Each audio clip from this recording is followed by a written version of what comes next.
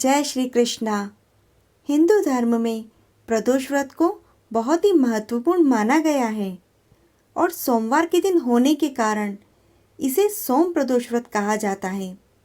सोम प्रदोष व्रत भगवान शिव जी को समर्पित होता है। इस दिन भगवान शिव की विधि विधान के साथ पूजा करने से मनुष्य की प्रत्येक मनोकामना की पूर्ति होती है। आइए सुनते हैं इसकी कथा को। लेकिन उससे पहले यदि आपने इस चैनल को सब्सक्राइब नहीं किया है तो आप इसे सब्सक्राइब करें और बेल आइकन को अवश्य दबाएं और इस कथा को लाइक व शेयर करें। प्राचीन समय की बात है। एक विधवा ब्राह्मणी अपने बेटे के साथ एक गांव में रहती थी। रोजाना वह भिक्षा मांगने जाती थी और संध्या के समय लौट आती। वह भगवान शिव की अनन्य भक्त थी और हमेशा प्रदोष का व्रत रखती थी। हमेशा की तरह एक दिन जब वह भिक्षा लेकर वापस लौट के आ रही थी तो उसने नदी के किनारे एक बहुत ही सुंदर बालक को देखा। लेकिन ब्राह्मणी यह नहीं जानती थी कि वह बालक कौन है। उस ब्राह्मणी ने उस बालक से उसका नाम पूछा। उस बालक ने बताया कि उसका नाम धर्मगुप्त है और वह विदर्भ देश का राजकुमार है। उस बालक के पिता विदर्भ देश के राजा थे। एक बार उनके राज्य पर दुश्मनों ने आक्रमण कर दिया जिसमें उनके पिता को मृत्यु के घाट उतार दिया और उनके राज्य को अपने अधीन कर लिया। पिता के शोक में धर्मगुप्त की माता भी चल बसी।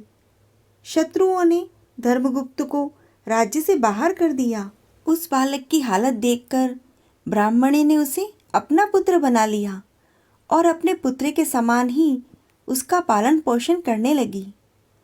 कुछ दिनों बाद ब्राह्मणी अपने दोनों बालक को लेकर देवयोग से मंदिर गई, जहाँ पर उसकी भेंट ऋषि शांडिल्य से हुई। ऋषि शांडिल्य एक विख्यात ऋषि थे जिनकी बुद्धि विवेक की हर जगह चर्चा होती थी। ऋषि ने ब्राह्मणी को उस बालक के अतीत यानी कि उसके माता पिता की मृत्यु के बारे में बताया, जिसे सुनकर ब्राह्मणी बहुत ही उदास हुई। ऋषि ने ब्राह्मणी और उसके दोनों बेटों को सोम प्रदोष व्रत करने की सलाह दी और उससे जुड़े हुए पूरे विधि विधान के बारे में भी बताया। ऋषि के बताए हुए नियमों के अनुसार ही ब्राह्मणी और दोनों बालक ने व्रत संपन्न किया। लेकिन उन्हें यह पता नहीं था कि इस व्रत का फल क्या मिलता है। कुछ दिनों के बाद जब दोनों बालक वन विहार कर रहे थे तभी उन्हें वहां पर कुछ गंधर्व कन्या नजर आई जो कि बेहद ही सुंदर थी। राजकुमार धर्मगुप्त अंशुमति नाम की एक गंधर्व कन्या की ओर आकर्षित हो गए। कुछ समय के पश्चात राजकुमार और अंशुमति दोनों एक दूसरे को पसंद करने लगे। कन्या ने राजकुमार को विवाह हेतु अपने पिता गंधर्वराज से मिलने के लिए बुलाया। कन्या के पिता को जब पता चला कि वह बालक विदर्भ देश का राजकुमार है तो उन्होंने भगवान शिव की आज्ञा से दोनों का विवाह करवा दिया। उस प्रदोष व्रत के पुण्य के प्रभाव से एवं राजा की सेना की मदद से उस राजकुमार ने अपने विदर्भ राज्य पर फिर से नियंत्रण प्राप्त कर लिया।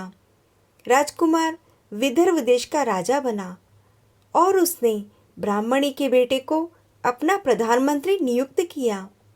इस प्रकार से प्रदोष व्रत के पुण्य के प्रभाव से ब्राह्मणी का बेटा राजा का प्रधानमंत्री बन गया और उनकी गरीबी दूर हो गई। वे सभी सुखपूर्वक जीवन व्यतीत करने लगे।